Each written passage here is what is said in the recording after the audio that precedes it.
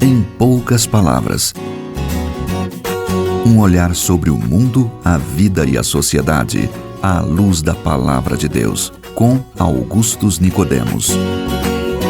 Está entrando no ar mais uma edição do nosso programa Em Poucas Palavras. Obrigado pela sua audiência, queridos ouvintes que acompanham pelos podcasts, também através desta emissora, e a Rádio IPB também, os nossos ouvintes nos acompanham pela Rádio IPB. Eu sou Natson Matias, apresentador do programa. Comigo, como você já sabe, está aguardando o comentário dele, de Augustus Nicodemos. Querido ouvinte, muito obrigado pela sua audiência.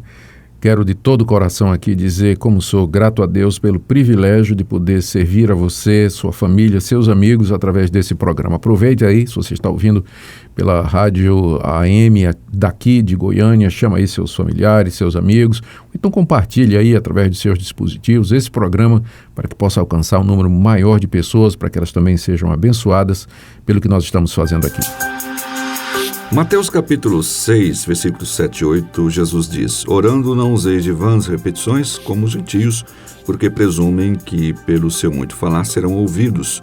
Não vos assemelheis, pois, a eles, porque Deus, o vosso Pai, sabe o que tendes necessidade antes que lhe o peçais.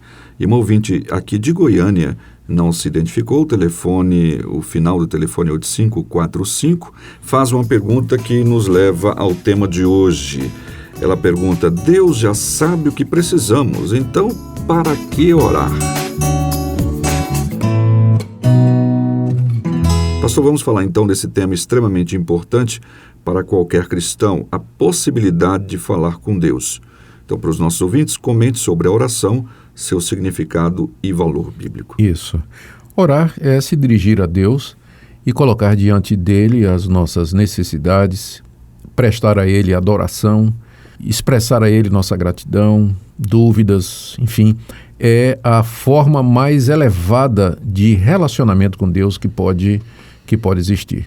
Eu quero contar aqui uma experiência, Natson, e eu não quero ser mal entendido com ninguém. Eu tive numa cerimônia em que eu estava representando os evangélicos, havia um representante do judaísmo e havia um representante do islamismo.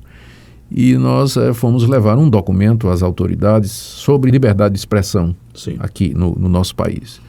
E numa certa altura lá, inesperadamente, não estava no ritual, não estava no script, alguém sugeriu que cada um orasse, né, ao seu Deus. Né? E então o cidadão que era representante dos judeus, eu percebi que ele estava recitando o Shema, que é aquela passagem de Deuteronômio: Ouve, ó Israel, o Senhor nosso Deus é o único Senhor. Eu não entendo árabe, não sei o que é que o líder muçulmano disse, mas dava para ver que ele estava fazendo uma citação. E eu percebi como os cristãos eles estão muito mais acostumados a se relacionar com Deus. Porque naquela hora eu tive a oportunidade de orar pelo presidente da Câmara de Deputados que estava nos recebendo, de interceder pelo nosso país e me senti na própria presença de Deus, falando com o Criador de todas as coisas, enquanto que aqueles amigos, eles pareciam assim, Deus parecia muito distante deles, né? Eu posso estar errado na minha avaliação, mas foi o que eu senti na hora. Sim. O que me faz, não é, chegar a essa conclusão, né? Que no cristianismo nós temos esse privilégio de nos achegar a Deus, o Criador de todas as coisas, de maneira direta, pela mediação de Jesus Cristo. Nós não precisamos da mediação de homens, nós não precisamos da instituição eclesiástica, seja o que for, nós não precisamos estar num determinado lugar, orar virados para um templo, e orar em determinado horário, a qualquer momento, em qualquer lugar, em qualquer situação, deitado, andando, caminhando, praticando esporte, dirigindo, eu posso chegar na presença de Deus. Posso falar com Ele. Posso falar com Ele na mediação de Jesus Cristo e ali colocar diante dele o meu coração, as minhas dúvidas, fazer minhas súplicas, ou então adorá-lo, né? Agradecer a Ele as bênçãos recebidas, derramar meu coração em alegria diante de Deus. Que privilégio para nós é a oração, Natson. Agora, de fato, essa questão, né, que foi levantada aí pela nossa ouvinte, que é daqui de Goiânia, né? Isso. Daqui de Goiânia. De que se Deus já sabe, não é, do que nós temos necessidade, né, então por que orar? Essa questão é uma questão muito antiga, né? E a verdade é que a Bíblia não dirige, a Bíblia não procura resolver essa questão. Ela não nos dá nenhuma resposta para essa pergunta. O que a Bíblia faz é apresentar essas duas realidades. Ou seja, primeiro, a necessidade de orar.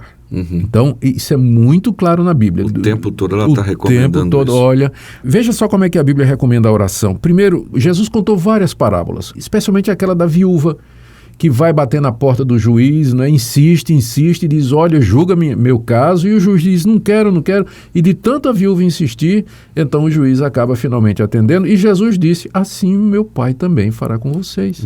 O próprio Jesus disse, pedi, dá-se-vos-á, buscai e achareis, batei e abri-se-vos-á. E ele faz uma comparação. Qual é o pai que, se o filho pedir um pão, vai dar uma pedra, ou pedir um peixe vai dar uma serpente. Não é? Assim também o Pai Celeste dará coisas boas a quem o pedir. Não é?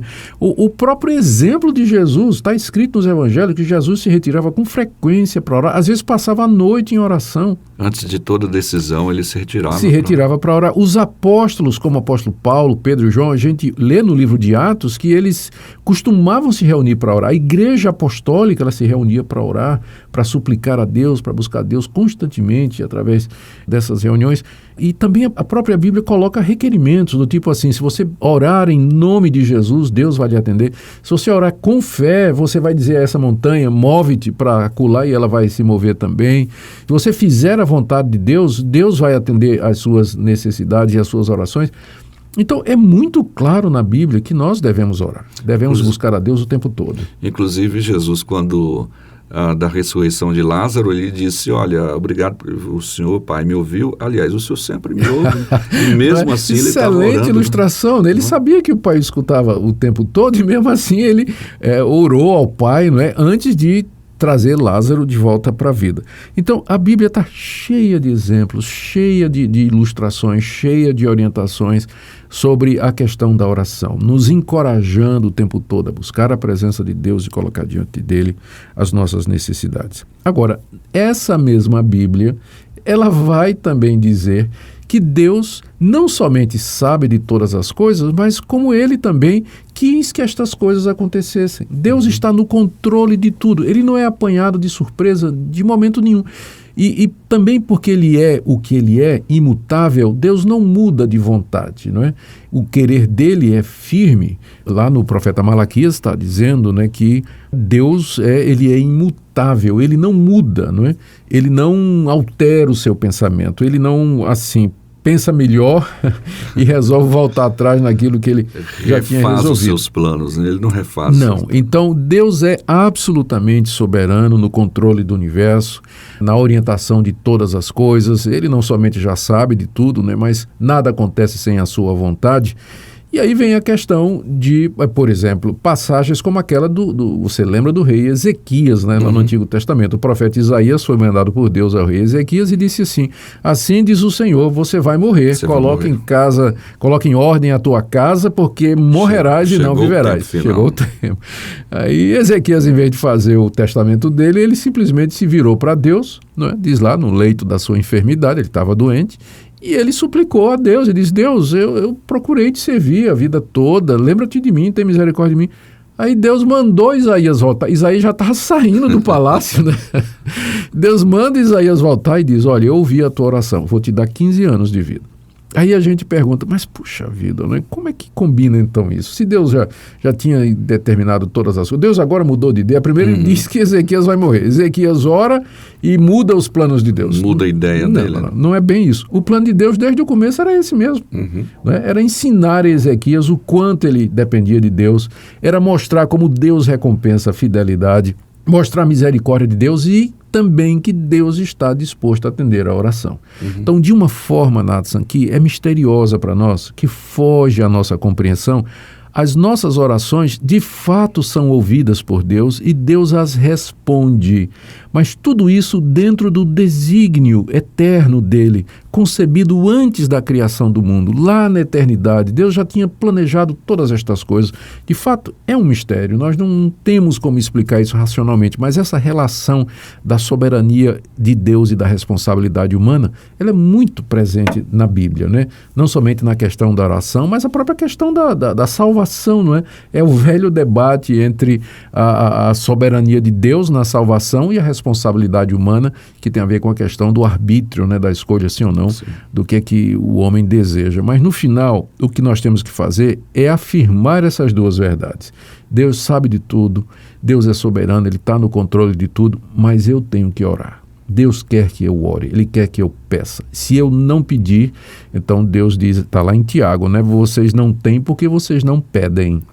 E eu tenho que pedir da forma certa, em nome de Jesus, e dentro de outros requerimentos que a Bíblia deixa, tão claro. E me lembrando agora do R.C. Sproul, num livro dele, Discípulos Hoje, parece que alguém faz essa pergunta no livro, ou ele levanta essa questão, e eu sei que ele responde assim: quando a gente cogita essa questão, se Deus já sabe de tudo, então não precisamos orar, parece que a pessoa pensa que a oração é só para pedir, e esquece que a oração tem outros aspectos, não apenas de pedir. Sem dúvida. Eu creio que o mais importante, excelente resposta do Sproul, como sempre, né? Ele é fantástico, mas eu creio que ele define bem aqui, o que é mais, para mim, gostoso na oração é a comunhão com Deus. Você está na presença dele. E pedir, de fato, é uma coisa só, né? Nós ali podemos adorá-lo, podemos servi-lo espiritualmente, nos regozijar nele e ter comunhão com o Pai, com o Filho e com o Espírito Santo na oração. De fato, essa é a essência de tudo. Que bênção, né? Que Deus nos leve cada vez mais aos pés da oração, né? Chegarmos a Ele por meio da oração.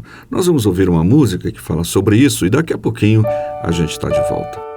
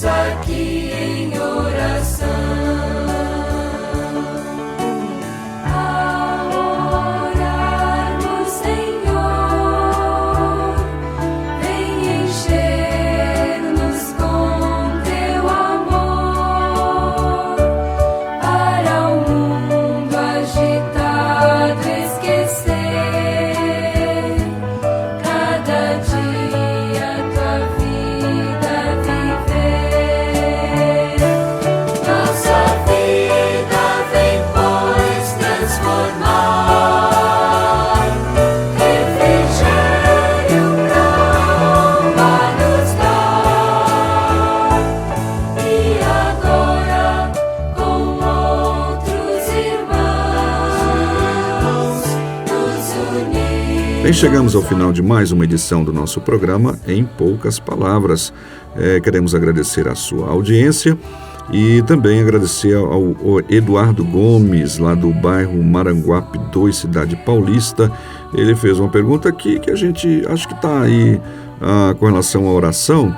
E depois a gente tenta responder em outros programas, quem sabe entra esse tema um pouco mais específico da pergunta dele, mas eu quero citá-lo aqui só para dizer, a gente está ligado, tá bom? Estamos ligados.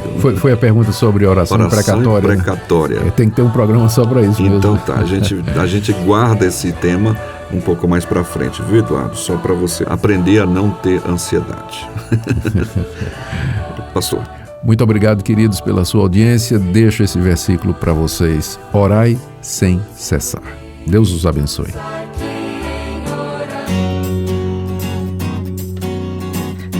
Em poucas palavras. Um olhar sobre o mundo, a vida e a sociedade, à luz da Palavra de Deus. Apresentação, Nadson Matias. Comentário, Augustus Nicodemos. Um programa da Primeira Igreja Presbiteriana de Goiânia, Rua 68, esquina com 71, Centro. Visite o nosso site www.pipg.org.br. Apoio Seminário Presbiteriano Brasil Central, Goiânia.